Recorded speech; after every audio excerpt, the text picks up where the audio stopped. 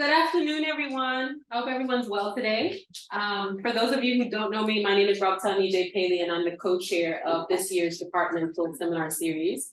And I'm super stoked about I'm stoked about all of our presenters, but particularly today because Jonathan Bashi Rudahindwa I consider him to be a brother from a different mother and father. If that helps in terms of how much I hold him in such high esteem. So Jonathan and I were PhD students at SOAS University of London, what seems like eons ago, I won't say, but we just had a really great kind of rapport and affinity. And he previously worked as a research fellow at the Laos Institute for Africa, and now has gotten a permanent post at SOAS University of London in the law department. And I asked him to come and present because I've heard some fantastic things about him as a presenter. So I know that you'll exceed our expectations in that regard. But Jonathan's presentation is entitled Formal Trade, Informal State, Public Authority and the Governance of Informal Cross-Border Trade in Eastern Democratic Republic of the Congo. And I'll just tell you a brief bio. So he's a law lecturer at SOAS, as I mentioned already. His work and research interests focus on the correlation between international law, trade, and development. His work experience spreads across various sectors with roles assumed in higher education, the private sector, and international development. And he holds bachelor's degrees in law from the Université Protestante au Congo. I know I butchered that, I'm really sorry. In Kinshasa, DRC, a Master of Laws from Indiana University in Indianapolis, USA, and a PhD from SOAS University of London. He's also a visiting fellow currently at the Laos Institute for Africa. So without much ado, I want us to give a very warm social policy welcome to my brother from another mother and father, Jonathan Bashi Rudahindwa.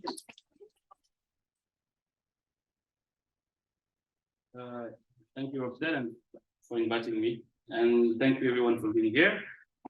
And I'm not gonna meet your expectations, don't worry. and I'm not gonna exceed them either. But so just to give some sort of background, because I was here last year. When you invited me, I think that was the end of my tenure here at DRC. I'm trying to give a good background. But right now I'm working, this is part of my British Academy small research grant project, which I'm completing early next year. And the story about this, because everyone from the Large Institute for Africa would be like, you've been presenting on this for too long now, like we've seen this before. But they've seen, the first presentation I've done on this was when I just got the idea. Then the second one was just before I went for fieldwork, and now it's after fieldwork. So even if they were here, they will learn something more from my presentation. And just before I start, that's one of the border crossings in the DRC, which we like to say is the second busiest border crossing in the world after Mexico or US, even though some people say it's not. But that's Goma, that's a Petite Barrière in Goma, which is in North Kivu in Eastern DRC. I'm from South Kivu, so I'm not gonna talk too much about North Kivu. I'm joking, by the way. But why it's busy is because I spoke to migration officers at the border crossing, and I said recently that we have at least 40,000 people who cross that border every day. And a lot of them are traders who come to Congo to trade or who go to Rwanda to trade, for trade. And the reason why I call it formal trade, informal state, and then the rest is that formal trade, informal state is because I was working as a consultant and I've been working a lot with traders, cross-border traders associations, and that was my entry point to this topic. And why I call it that is because trade at borderlands has been done way before I even knew what trade was, even before I was born.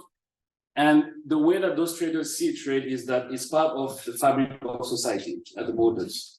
And what they told me when I just started doing this, I was telling them about free trade, about the free trade area, etc., and how we want to promote free trade. They said, but trade was free.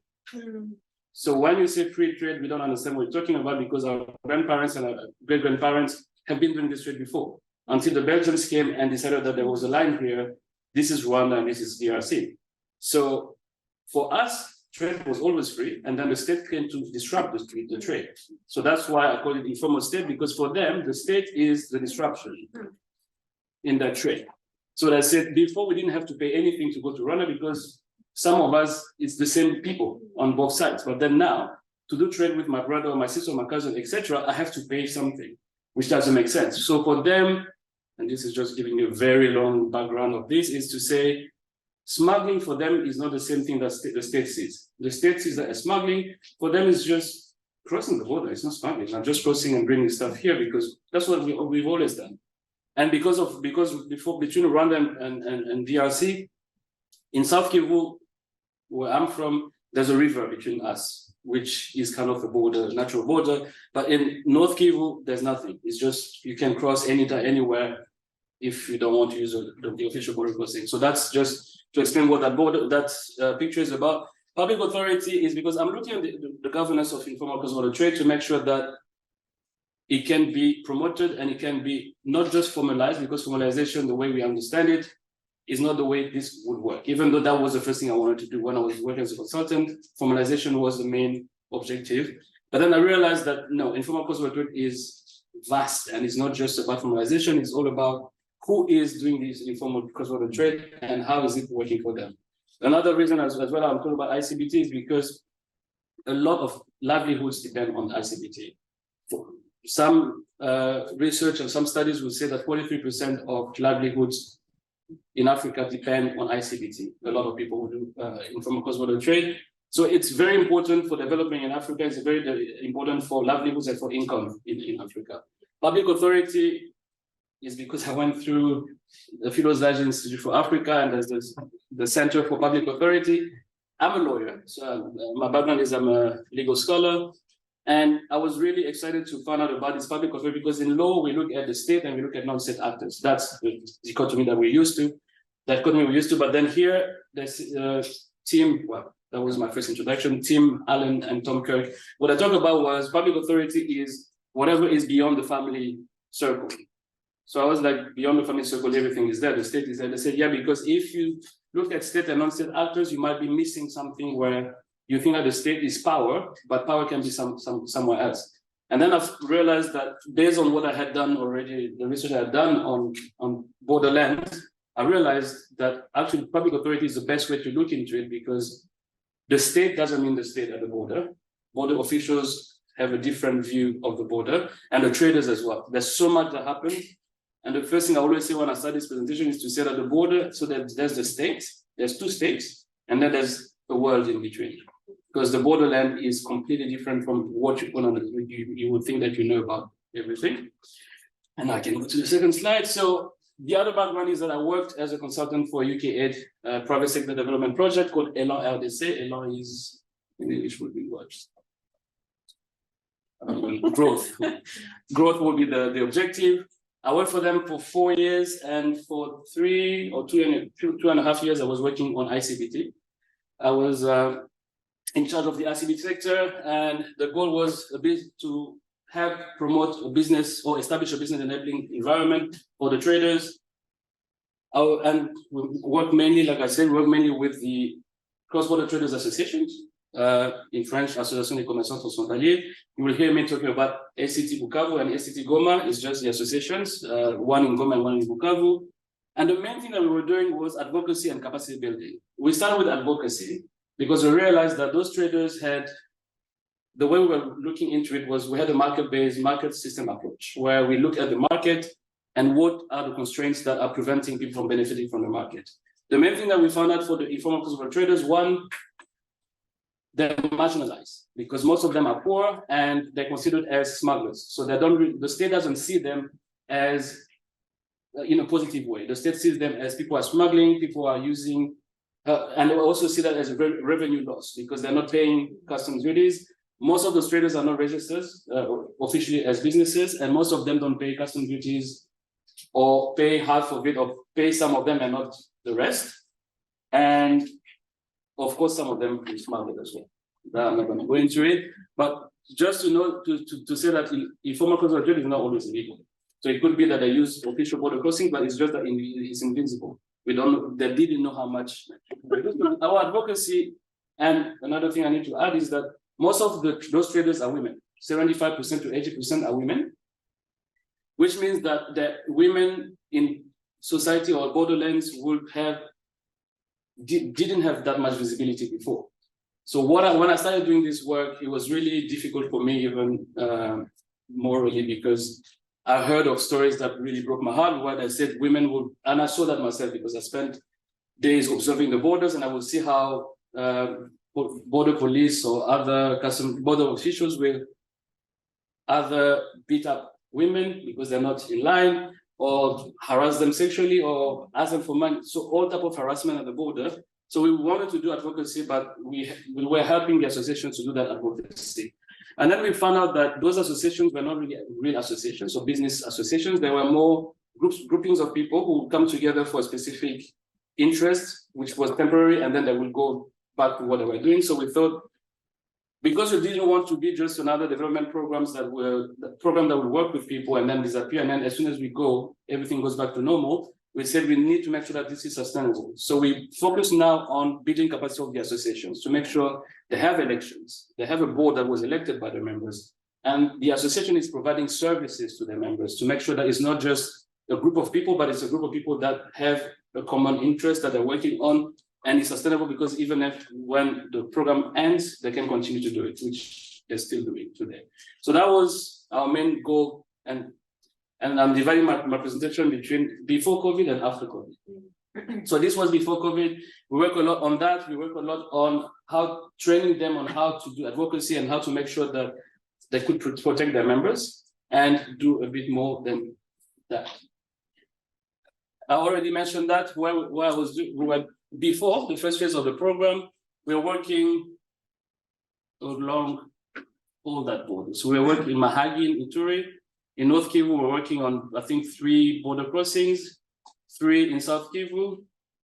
Well, it was not Tanganyika before, and then 2 here in Okatanga. So we did Zambia, a bit of Tanzania here, Rwanda here, and Uganda. So we work on 10 border crossings to help those associations to work together and to do advocacy better. But then in the second phase of the program, which is what I'm focusing on even in my research, we did North and South Kivu. And even in North and South Kivu, I just focused on Goma and Bukavu at the border with Rwanda. And this is the first, so I'm gonna be focusing on several pictures, just to give you an idea about what Informal, what cross-border trade is about and what the associations do. So here I'm speaking to a female leader of a big association in Goma. And this is at the market where she was selling fruits and vegetables. And the way these associations are organized is that, even though I say ACT Goma is a big umbrella organization. And under ACT Goma, you have people focusing on fruits and vegetables. You can even have 3 associations focusing on fruits and vegetables. And then you have goats, and then you have chicken, and then you have eggs, and then you have milk. You have different goods that different associations will focus on because they have the same interest. And then they will be under the umbrella of ACT Goma. So she was, and she still is, in charge of a lot of associations that focus on fruits and vegetables. But here you will see that the type of goods that they focus on are mainly foodstuff. So it's not manufactured goods. And it's mainly foodstuff that every day, so before COVID, every day, each trader will go to Rwanda to see the supplier, get the goods, and then bring them to Congo to sell in those markets. These traders are key for borderland markets because the goods that they bring from Rwanda, it's cheaper than everything else that you get in supermarkets, etc. So the segment of population that they supply this to is also people who don't like, I won't say lower class, I hate to say that, but people who have a limited income. So they're really key for those populations. They're really key for food security in that part of Kinshasa, of Congo. And you see the different type of goods that they bring and what type of issues they can run into. So the border official will never try to harass her because she had a big group of people behind her. So if anything happened to her, 100 people could turn up at the border and make sure that she was either released or her goods were released because someone confiscated it. And now I get to informal state and formal trade. So what they were doing before COVID was, when they were going to Rwanda to get the goods from Rwanda, most of them would bring the goods on their heads, or they would bring on their backs, or they will use these modified handicap bicycles. Well, and why they were using them is because two things. One, they are giving work to people who are physically disabled, but also because they were the cheapest transport means to bring goods into through the border. And those transporters will also help them with freight forwarding. So they will pay any charges they have to pay, and then they will just wait for them on the other side of the border. And like I said earlier, it's not necessarily illegal because they will use the same border crossings as formal trade. It's just that because they didn't pay custom duties officially, we don't know how much of this trade was, what's the amount of goods that are bringing into DRC. Why did I put that picture? Is because at the border, like I told you, the border is like a different world. It's not the state. It's a different world because the state should be number one at the border because it's the state's border, but the border officials are the kings of the borderland. And I had to learn that a very hard way because when you go to the border, you think the state is number one and number two is border officials, number three is et cetera, but no, number one is border officials. And border officials, when I say border officials, it could be customs officials are at the top. And then you have someone like him, the police will be police or army, could be anything, will be number two. And the state might be number five when it comes to priority in people's mind. These people will be the ones who decide whether you bring your goods or not, what you pay or not, who can collect taxes from you or not. So anything that happens at the border will depend on them. If their relative is at the border or anyone else at the border and they want to collect taxes from you, they only have to look at that person. And then if you see that they look at that person say nods, you have to pay because they have all the power at the border. And this is why most of the traders, because of what was happening at the border and the harassment and how they were forced to act in a certain way, now they started going into the associations, seeing the associations as a rescue for them. So if the state is not helping, and the state is not just not helping, it's not just being a disruption, but it's also even going after my own capital, my own business, then the associations plays the role of the state. The association is there to give me what I'm not getting from the state. Because the state is there to protect, the state is there to promote your trade, the state is there to make sure that you get as much income from your business as possible. But if the state is not doing that and the state is doing the opposite, then for them, the associations become the main thing, the main source of income and the main source of security, protection, etc., etc. And then here I'm moving to the CBT as well. This is ACT Bukavu, by the way. And here this is when I was a consultant, because under the BA project, I didn't take any pictures of people. This is when I was still a consultant, and this we're allowed to use these pictures. This I'm taking with a lady, her name was Salima, she passed away last year. But why I'm talking about her is because she represents what a key success of the associations. What the associations have started doing as a trader, what do you need? You need security for your goods, you need finance for your trade to be able to upscale, and also you need social insurance or healthcare, which is, she represents all of that, because one thing she was doing, or what she was doing and what was not, the association was not doing, is she was in charge of an association selling fish. So she will be doing the advocacy for them. So these are the different services the association will provide. Advocacy, if they confiscate their goods or they don't allow them to cross the border, etc., they will call her straight away. And she will always go. She was always ready to go and help her members, unless, because she was a woman, that would not allow her to speak to a certain level, and then she will bring the higher level of the association.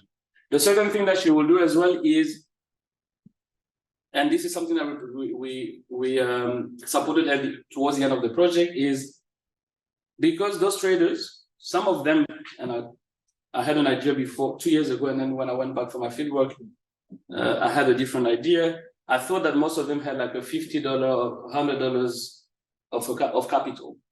But then I found out when I went back this time, when I spoke to more members of the association, that some of them is even as low as $5.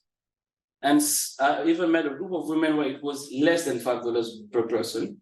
But what they will do is, with her help, they will put the money together, but no fish. Fish is more expensive.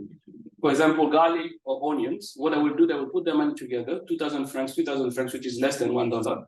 They put it together, one person goes and buy the goods, they come back. If it's enough, they divide it and then everyone sells it, really a small portion. Or one person sells for everyone and then shares the revenue with everybody else, and then they put the money again and they do that. I knew it would go as low as $20. I didn't expect it to be less than $5. So this is really people who are poor. And what I didn't understand, and why I'm doing this research again is, as some of those women would tell me, I'm doing this trade. My mother did the same, and my grandmother did the same.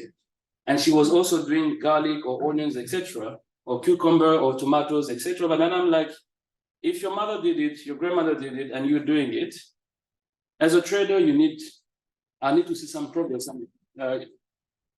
So your grandmother started, and then if she had $20, you go to $50, and then someone else goes to $100. But all of them stayed at the same level. So I asked them, what is missing? What is, in 2 years, I saw you 2 years ago, and now I see you again, you're doing the same trade. What is missing? That's one of the things that she was working on, because they created these savings and loans associations, it was brought in by International Alert. I don't know if you've heard of them, it's a UK NGO. And they brought this thing called savings and loans associations, because they don't have access to funding or finance from banks or even from microfinance, because the capital is too small, and I don't have anything to bring as a guarantee for their loans. So they said, instead of waiting for the banks to start giving us those loans, we can do it ourselves. And I was impressed, because before I left Congo 2 years ago, I went to a meeting where they were talking about the money that they had in the association, and I was surprised on how much money it was. So how it works is that around Mama Salima, you had other women, and the KYC we see banks doing, they were doing it just because they sell at the same place. They will look at how people behave. When someone has made a big profit, what do they do with it? Do they drink on a Saturday, or do they keep it and invest it more in the business? That's how they will choose who will be part of the association. And then they will put the money. They had a cycle, 9 months, where they will be collecting money. So every Friday you have to give a certain amount of money. It's really small, like 2,000 francs or 3,000 francs, or barely $1 or $2. And then 200 francs for social security or for healthcare. Oh, no, not just healthcare, social security, because it could be healthcare, or it could be if you need to pay your kids' tuition, they could have. Or if someone dies and you need to bury your relative, they will pay. But for me, this was smaller to say, but 2,000 francs, that's almost nothing. But then they said, no, when you have 50 people putting it together, another thing that they force everyone to do, that money every week would never stay with the treasurer. Someone had to take a loan. They said, this is not a savings group. It's savings and loans group. So you have to take the money, you need to use the money, and you need to make a profit out of it, and then you bring it back with 3%. So they said 3% interest. It's not like the banks. Banks, I think the lowest rate for banks was 5% when I left, or 10% was the usual. So it was 3%. But the difference here with them is that the 3% that are making out of the money from the loans, after 9 months, they stop giving loans and they just start collecting all the loans from people. And then in December, or whatever the 12th month would be, they will distribute the money among people based on how much you've taken and how much you put as savings. So I went to one of those meetings, and the money, the amounts that I've heard, I was like, why is that still poor? Like, I'm hearing big amounts, like $2,000, $5,000. How does this work? And what's the next step? But that's another thing that they were asking me, why do you think of the next step? We're just used to this. And I said, but someone needs to push you to the next step, because this is not enough, because some of the members who have the $2,000 are still poor. Why? There must be a reason why people are still poor. So she is one of the people who introduced that at ICBT Bukavu, and it was working really well, because when I left, I think they had, and what I didn't say is ICBT Bukavu before I left, it was 2,500 members, and Goma, it was 7,000 members, but now it has doubled. Goma, more associations have joined the group, and I think Goma now, they told me, I didn't do myself the counting, they said they have 12,000 members now, so almost doubled, and Bukavu has 6,000 or 7,000 now, which is a lot of people. And one of the reasons why that happened is because of COVID. I'm going to explain why that happened during COVID. Oh, and Can I ask you a clarifying question? What happens if you were not able to pay? yes, let me go back to that because I was supposed to talk about it later because this has changed after COVID as well. But so they do the KYC by seeing who works with them, and they have their own ways of making. If you don't pay, it's either they will give you a bit more time to pay, or if you really can't pay, and if they see that you will never be able to pay, they have these agreements among themselves that they can come to your place and take your TV and sell it and get the money. And I told them, as a lawyer, that's borderline illegal. But I said, but there's consent.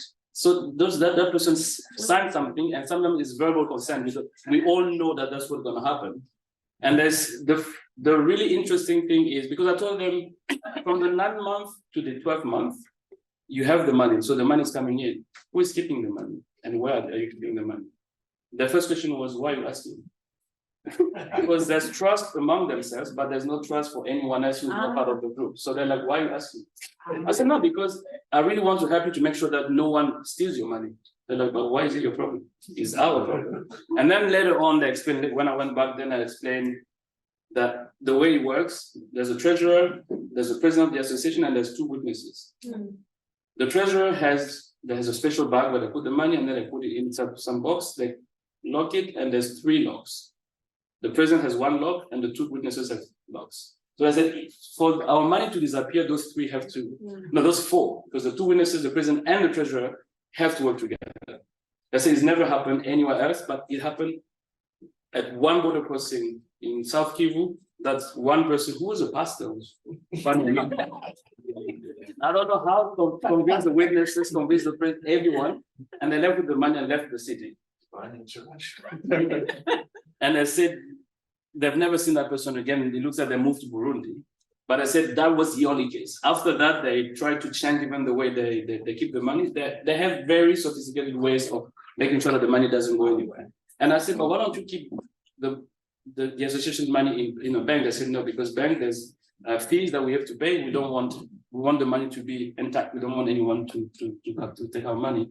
But it's a very innovative way of organizing access to finance, which works for some of them, because some of them, even though I've seen people have not moved at all, some of them have gone from $100 to $1,000 to $2,000. So there's success stories as well, but I'll focus more on the ones who didn't move. I'm like, why? What is going on here with you? And another thing that I like with those associations is that they also focus a lot on physically handicapped members. Those were the transporters, but then some of them don't have those bicycles, but they want to make sure that they said one of the key things that they want to do is they don't want anyone who's physically handicapped to be begging on the streets. So they said, we'll give you a job. So it's either you stay at the border and you speak to the customs office, or when we bring our goods, you're the one doing the freight forwarding or anything. We want to share the income we're making, so you also have something. So they were always at the borders. This is before COVID again. And I keep saying that because you will see what happened after COVID.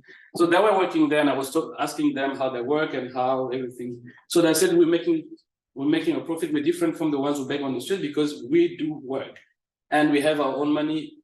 They're not paying any taxes, and I said we will never pay any taxes. We will stay in informality because it's better for us. Because one thing I didn't say is in our program we try to formalize, because that was our goal as well, to say if you formalize, it's going to be better for you. We did it. We had a pilot project with 100 traders. We worked with the local authorities.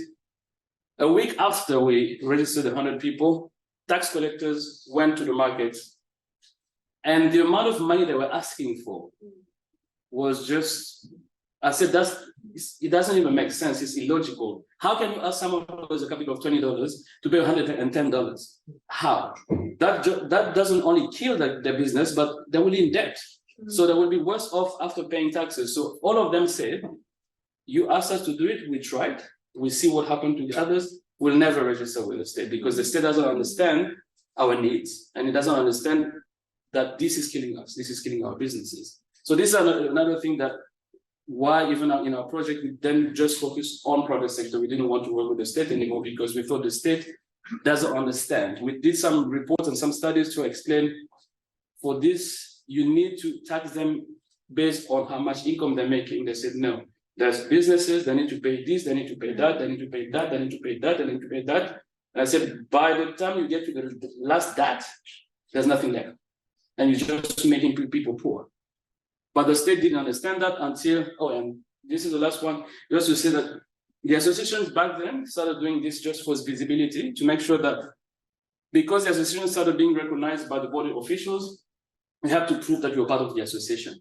So that's the logo of ACT Bukavu, the Cross-Border Traders Association in Bukavu, and this is the card. Even there's a typo in the card, but this is the card they were using. They made their own cards, even if they said the ministry, but it's not the ministry, it's them. They just wanted to make sure, because they asked the ministry to make the cards. The ministry said, we don't have funding yet, we're waiting for funding. They said, okay, we're gonna make it ourselves. So they did really easy. But those cards didn't last long, they lasted like maybe 6 months, but at least they had something to show at the border to prove that they were part of an association.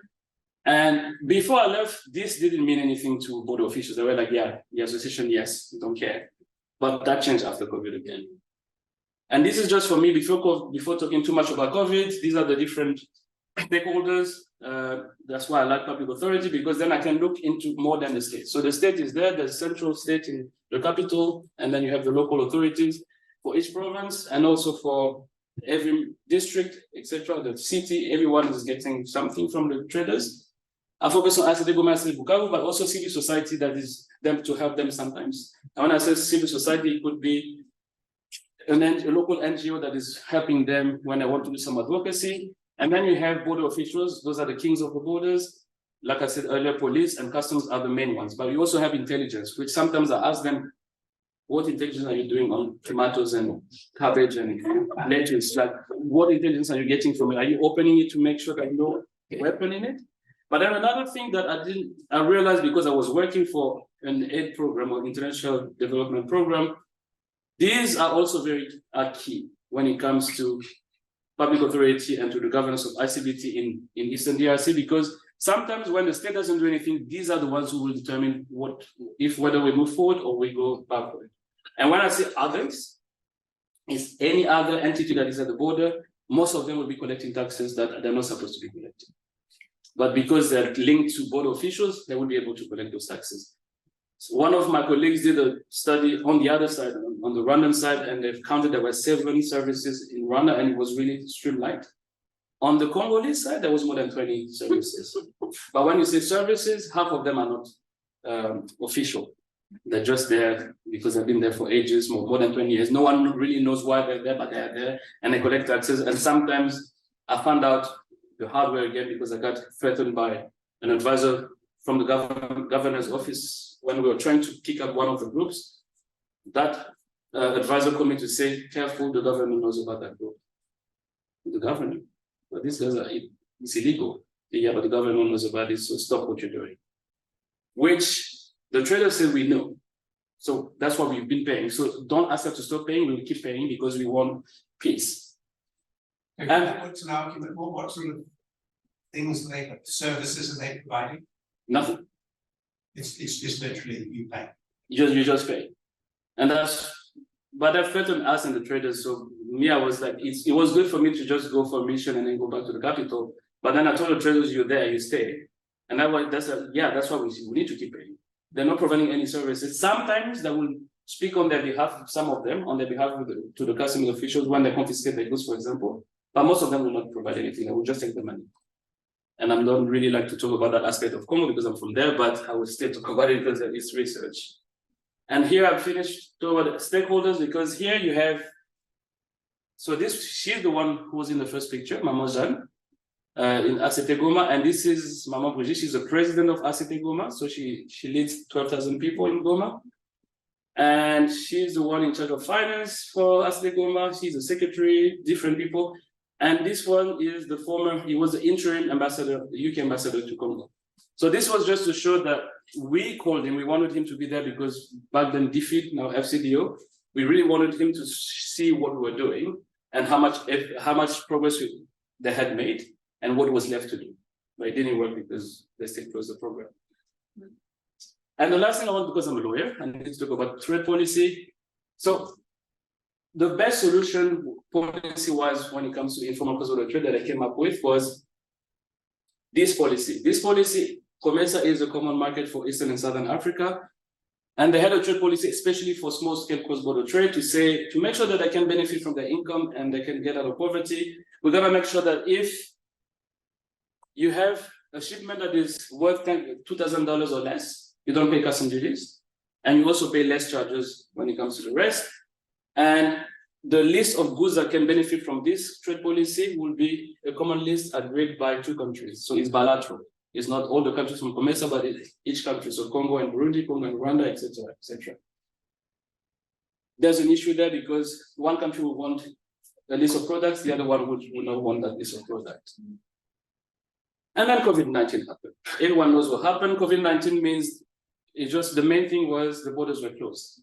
And you could only cross if you had a certain type of transport, a certain number of vehicles. So most of those small SSCBTs, or call them that, small scale cross-border traders could not cross the border anymore because they were used to this, or they were used to use bicycles from physical disabled people, and they could not, that could not cross the border anymore. So I was having calls, more than 10 calls every day to say, if I come across the border, I'm gonna lose my business. If I lose my business, I won't be able to feed my kids. If I can't feed my kids, we're gonna die. And it's not just us, it's also the markets. If you don't provide those goods, people who are used to buy from us are gonna die as well. They went to the state said, we don't even know you. Are you registered? No. See why we say you need to register? Because now we don't know what to do for you. So nothing was done about them. But that's why you have now development agencies coming into play. Because those associations stopped going to the state, they started dealing with development agencies, development programs themselves. So they came and said, we need to find a solution. And one solution that we found, even though this is the World Bank project that did it, the UK Aid project did buy two. These are tricycles. We bought one for Asli Bukavu, one for Asli Goma. And what we said was, this can cross the border. So what you do, you put all of you put the money together, you go and buy the goods, you bring it, and then you distribute to everybody else. Didn't make sense. It was just one for 7,000 people and one for 2,500. But then the World Bank program said, oh, we have more money than you. We're gonna buy 30. So they did buy, and this is one from the World Bank project. The good thing that changed the game was they started putting money together. Each smaller association puts things together, and they would send less people. So they didn't have all of them to cross because COVID and the test and everything. They said, we put money together, we pay for 5 people to pay for the COVID test. You go and buy from our suppliers, and then you bring it and you give to everyone what they give you money for. This was better organized, it was more structured, but it also brought new issues. First issue that they called me about at midnight, I think, was we received the goods, but half of them are not the quality we were expecting. But did you tell them the quality we were expecting? Yes, we told them, but they did this on purpose. So we're not gonna pay.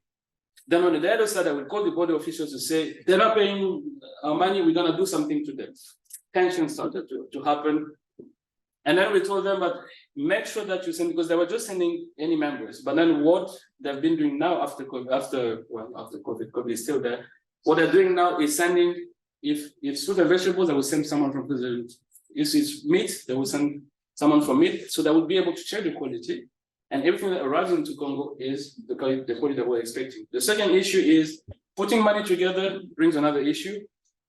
Congo, the law says you can't cross the border with more than $10,000. They had the money confiscated, $16,000, $11,000. They were like, where are you going with this? Confiscated for, I think it was a year. They did a lot of advocacy. They even went to the capital, spoke to an MP, spoke to the minister, etc. That was successful because after 10 to 11 months, they got the money back. But still, that means a lot of traders didn't have their money for that long. So those are other issues. And a dispute settlement was the main one because it's not just associations to associations, but sometimes it's bigger. Because in Rwanda, I would go and speak to the authorities, who will speak to the local authorities in Congo, and that will start again tensions among the two countries because of that. But they've evolved a lot. This is Asete Goma, and I love this market. And this is that's good. And this is Asete Goma. So this is the marché modèle de Kahembe, the Kahembe model market. It's a border market, not really, but sort of border market. This is Rwanda, and this is Congo, and this is a market. So when I told about this market before, I was like, oh, this is great. I'm going to see a good market, structured, whatever. Then I arrived, I was like, this is the market? Where is the market? And that office I showed you, I think is here or there. This one. So that's the office for the market. But what I like with this is another example of the New York Stock Exchange. What they're doing, they move forward. It's not just buying goods together. It's not just paying together for transport, which reduces the operation cost. But when they bring goods here, see, this is ICBT, Bukavu has not done it yet. What they've started doing is people from bringing tomatoes, people bringing eggs, etc. Sometimes they will bring so much that it will affect the prices on the market, and some people lose money because they have to sell quickly so that they can buy more. What now ICBT is doing, they have a group of people who will check the prices on the market, check the supply, making sure that they don't bring more until the supply has been reduced or people have been able to sell. And I was with them for 2 days in a row, and I said, you guys, you don't know how much you're doing. Like, this is even beyond what I would think of me as a lawyer. I would never do that, because now they're controlling the market to make sure that whatever comes in doesn't disrupt trade and avoiding more disputes, because two groups from tomatoes will say, why did they bring more? Because now the price is whatever, but now they're like, let's do it together. And now they speak to every head of every association to say, you don't bring on Monday, you bring only on Thursday, and you can only come back when half of the whatever you got on Thursday is gone. And they've been doing that. It works sometimes they have hiccups, but so far it's been working. And this market, this was one of the good days because it was not too crowded. I went there the first time I went there, it was crowded, it was tomatoes. The tomato day is the worst day ever because people were trampling me. They didn't even care I was there. And some of them asked me, why are you here? Are you buying any tomatoes? I said, no, I'm not buying tomatoes. So why are you here? Just go away, because you're taking pictures and whatever, we don't want to take pictures. So this is a progress compared to when they started, because they don't even need those tricycles anymore, because now they rent trucks that come using the official border crossing, even the border crossing that formal trade uses. They bring more goods than anybody else. And here I'm just showing another issue. This is it international alert? Yeah, international alert. They did a training, this was last year, because there were too many disputes coming up. So they had to do training to explain how to settle those disputes. But then something else as well that I like with this is that now the state is slowly becoming formal. You remember at the beginning I said it was informal, but thanks to the STR, the COMESA STR, because border officials told me more and more when these goods are being brought together, now it's visible. And now they can collect some custom duties out of it. So they said, now we have some numbers. Before they didn't have numbers, they said, now we have some numbers. And now the state is getting something, not the border officials only. I was about to say not anymore, no, but they will still collect something. But the state is getting more, which means now they want to help them more because they can see how much they're bringing. But then because of that, the state is also getting more involved in helping them solve their issues. So something that as a lawyer, I was very impressed how they did it, how quick they did this. Disputes, when it's one member from an association with his supplier, the association, ICBT Bukavu, ICBT Goma will sort it out. They will make them sit down and say what's going on, and then they will try to find mediation, they try to find a solution. If there's no solution and it becomes more and more people, it goes to the different level. The second step will be some local authority, so someone from the mayor's office with the association on the other side in Rwanda will sit together to find a solution. And I said, then most of the cases stop there. But if there's another issue and someone has the money, they can go to court. But I said, us, the type of traders that we are, we don't go to court because we want to avoid those fees because we don't want to give that money to the judge. So this one was a training for them to know how to settle disputes. This is search for common ground. Search for common ground, yes. And TMEA is Trademark East Africa. They put this suggestion box at Kahembe market, just to make sure that if traders had an issue with border officials, they will anonymously put it there and make sure that this was reported. And then they have meetings between border officials, local authorities, and the traders to report what happened and to make sure they can find a solution. There's more and more of that. This is a new border crossing, new infrastructure in Bukavu, where now, thanks to this, there's more visibility for the traders because they have an office in this. And if there's an issue with the border official there, they go straight to the office to report what is happening. And this means there's also more visibility for the state because the state is having that because the state sees money coming in and he wants to help a bit more. And this is, I hope it's, that's the last one. So this is, they also have more and more projects coming in. This is Huduma Biashara Usalama, which in French and in English would be peaceful trading of goods between the two countries because there's tensions between Rwanda and Congo and Rwanda. And this is by IOM. IOM is doing this project. What this brings, so they're building, that was Rusisi 1 that has already been built by the World Bank. This is Rusisi 2, which is being built by IOM, but with Trademark East Africa leading the project.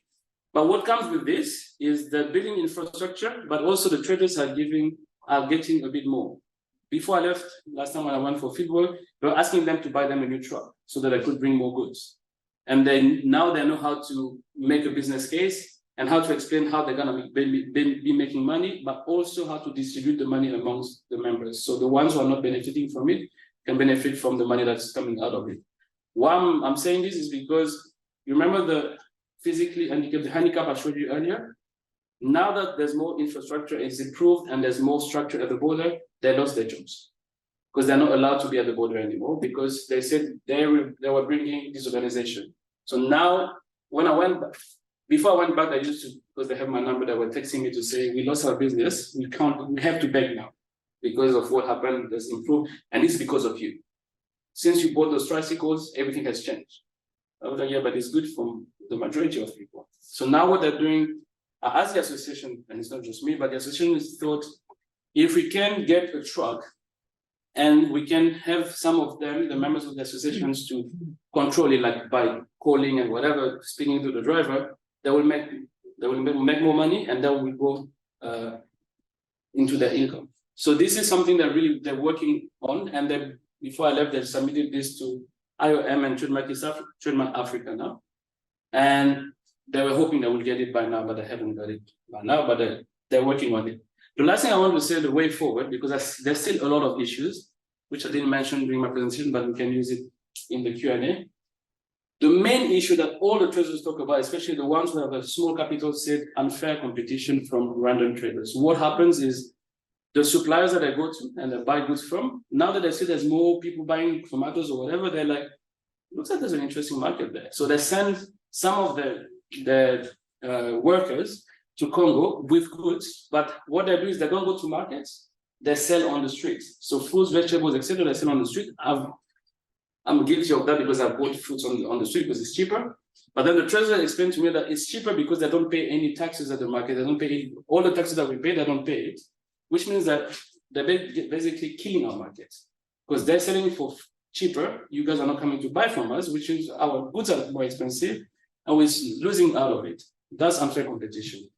Border officials as well mentioned unfair competition. How they explain this, because this is something illogical for me before, but now it's logical to me. They say when it comes to the STR, the COMESA STR, Congo imports 80%. 80% is really very conservative, and 20% out. But it's usually 90% and 10%. So they said, who is benefiting from the STR? Rwanda is benefiting from the STR because Congo is not exporting anything. So they came up, when I was a consultant, they came up with the VAT to be paid at the border. And I said, VAT at the border doesn't make sense. We did advocacy for 2 years on that VAT to get rid of it. It's still there. DFID said you've been wasting UK taxpayer money because there was no success, there was no result. But when I went back and I spoke to the border official, not as a consultant, but as an academic, a researcher, they said the reason why it's not really VAT. Because it doesn't make sense to do VAT on food stuff. There's no added value. But I said, why we do that? Because VAT is 16% in Congo. We want to make sure that we don't lose too much revenue from the STR. Even though the STR is not implemented to more than 50%, they said, but adding that VAT stops the flooding of goods into Congo and make sure that we're still getting something from it. So, but it doesn't make sense to reduce custom duties and then to increase VAT. And 16% is even way more than what they were supposed to pay. But they explained, they said, if we don't do that, then the country is losing. One of the border officials said, I have a proactive way of thinking of this is that if the government invests more in agriculture and builds more roads to go from the villages to the borders, then it might be 40%, 60%, and we're not going to be losing much. But because the government is not doing that, and we are the first frontline workers, we have to do that because we need to protect the country. So yeah, protect the country, but out of the 16%, how much are you getting yourself? That's another story. But that made sense to me later because VAT on foodstuff didn't make sense to me, especially at the border, but now it makes sense to me because they're thinking we're protecting the country. But in the idea, what I wrote, I didn't say, the SDR was adopted by COMESA in 2010. Congo put that into law in 2016. But what I said was countries who decided to have the SDR were prepared for it. They came up with the idea, they had the vision, and they were prepared for it. They're all benefiting from it. But Congo came late into the game, and we are not benefiting for anything. We are the ones giving the money away to Rwanda, Burundi, and Zambia, and Uganda. So for them, that's the way to balance the game. So, but that's not your job, and that's how it should be done. You should report. You say we have been reporting this to the capital, and nothing is being done. So we have to do this. So, and the other day I said, but the problem for me, I said, I don't care what you're doing. It has to make sense for the lady who has less than $5 as a capital. Do you think this is helping her, or is this killing her capital? If this is helping her, then fine. But 16%, how much is left for? And this is the last question I still have because I need to write an article on this, but I still have to answer that question. What can be done to help them? So my next steps, if I have to take the next step, and I think I'm done with my time and even. You've exceeded your time, but go ahead. So the next step will be, I've been talking to COMESA, to the COMESA Secretariat to tell them, because first time I spoke to them, they said, of all the countries in COMESA when it comes to the STI implementation, Congo is the worst. That's the worst case study we've ever had in our lives. So I told them, and I said, but we're interested in your study because as a researcher and academic, you can do something, you can say things and you can see things that we can't see as civil servants. So we want to see what you're talking about and we want to understand what's wrong with Congo. And then after that, I told them like, yes, I will show you not what's wrong, but what's good with Congo. Then we can talk, I have to produce a policy brief, and I said, then I can go with COMESA to Congo, then we can talk with policymakers to say, this has to be done. One quick fix will be, in the customs systems, there's nothing on the STR. So even when they charge less money to traders, it's not based on what they have in the system, it's based on how they calculate it themselves. So that's a quick fix, but then there's more. Because at the end of the day, what I want, I think Robtel said that's my goal, is we need to have good trade policies.